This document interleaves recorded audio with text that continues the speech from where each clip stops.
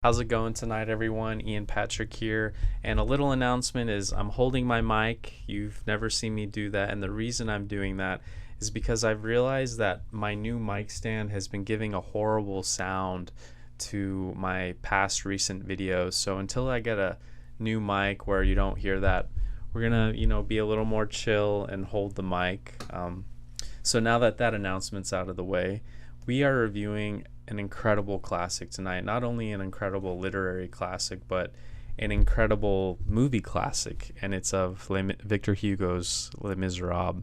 And this film came out in 1935, and it was directed by Richard Boleslawski. And I note him because I actually reviewed The Painted Veil kind of recently, and he did that movie too.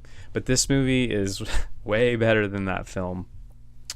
Another interesting thing to note about this is that it was made by 20th Century Pictures, and it was their last movie before they merged with Fox Film Corporation to form 20th Century Fox, which we've all seen it. We've seen it in countless movies. Even today, you'll see the big 20th Century Fox.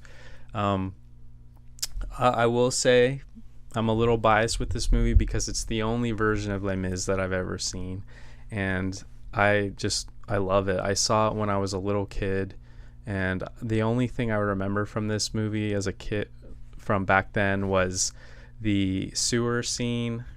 That's always stuck with me, and just how much I hated Charles Laughton. In fact, this movie kind of set the bar for like Charles Laughton as a villain in my head. But anyway, this film stars the great Fredric March, who you all know I love, the great Charles Laughton, and the great Sir Cedric Hardwicke. Now, like I said, this is the only version I've seen, but I am open to seeing other versions. In fact, I was talking with my family about, which ones should I see. I don't want to see the recent musical, but we can talk about that at the end of the review. So let's talk about the movie. Fredric March, he plays Jean Valjean, the protagonist, and Charles Laughton plays Javert, who is basically a police from this movie takes place in the early 1800s in France, and he's a policeman, and he's basically essentially the plot of the film is Javert is trying to track down Fredric March's character Jean Valjean throughout the entire film. And I will say right away that I give this movie 4 out of 4 stars. To me, it's perfect. It's has just incredible acting. You can't get better acting than in this movie. The sets are, some of them they're built sets, but there are some outside sets. I love the sets. I love the fact that there isn't a lot of music in this movie, because we can really focus on what we're watching without a lot of 1930s and 40s movies have really just cheesy background music, but in this you're just engulfed in the moment, watching the acting and just the entire atmosphere of the movie. You feel like you're watching something sort of larger than life, and I think you get that feeling too if you read the actual novel. At least people have told me that. And also the makeup, I wrote that down. The makeup is incredible too that they did on Fredric March, on Jean Valjean's character. So I will start out by talking about the galley scene at the very beginning when he's on the ship as a convicted convict. You definitely get Ben-Hur vibes from this scene, but since this is considerably earlier than Ben-Hur, the scene is really well done. I mean, it looks miserable on this ship in the galleys, and Jean Valjean's makeup, he really looks just so frail. But the famous scene where he's lifting up the fallen wood on another convict, where you can see Jean Valjean's super strength. It's such a powerful scene in this movie, and I want to note it because just look at Charles Laughton's face when he's watching him do this. just look at Javert's face, because later on in the movie, I just love the camera angle just zoomed in on Javert's face when he sees Jean Valjean do that again and realize I've seen this before. So the galley scene was incredible, and also this is all in the first chapter. The movie's filmed in 3 chapters.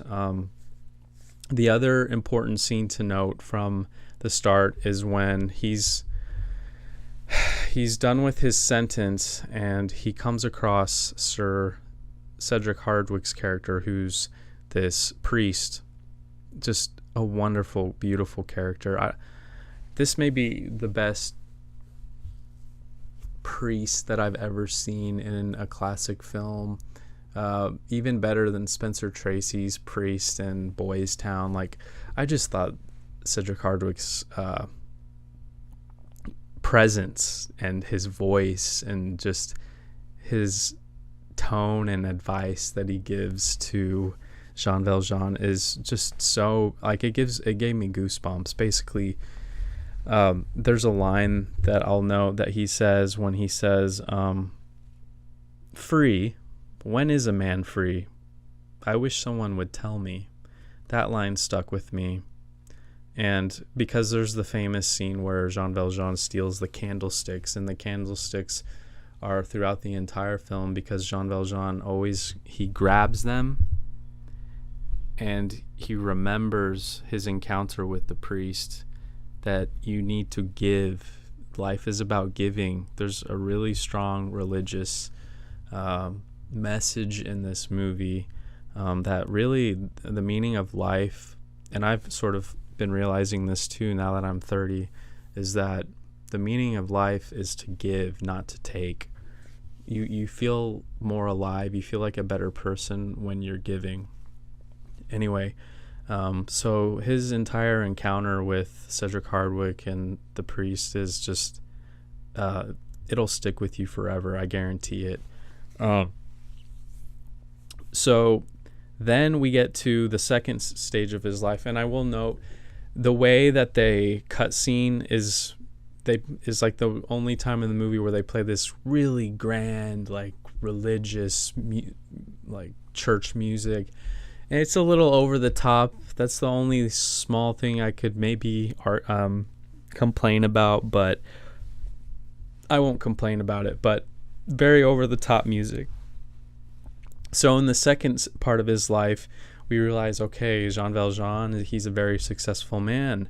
So in this movie is really about the trials of life. We go up and we go down. When things are down, we go up again and we go down. So at this point, he's climbed up from being a convicted convict. He's very successful, very, very successful. And once again, he learns that someone is being convicted who everybody thinks is Jean Valjean, but as Jean Valjean knows, it's not the real Jean Valjean.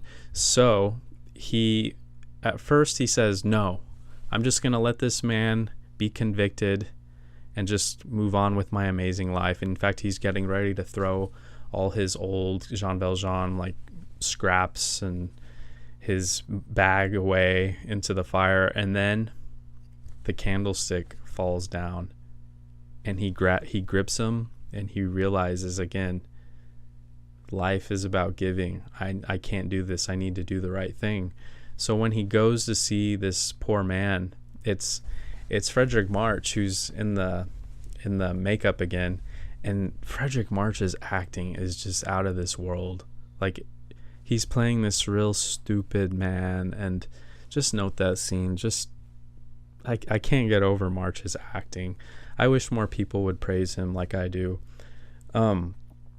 So then we get into the third and final chapter of his life. His life is wonderful again.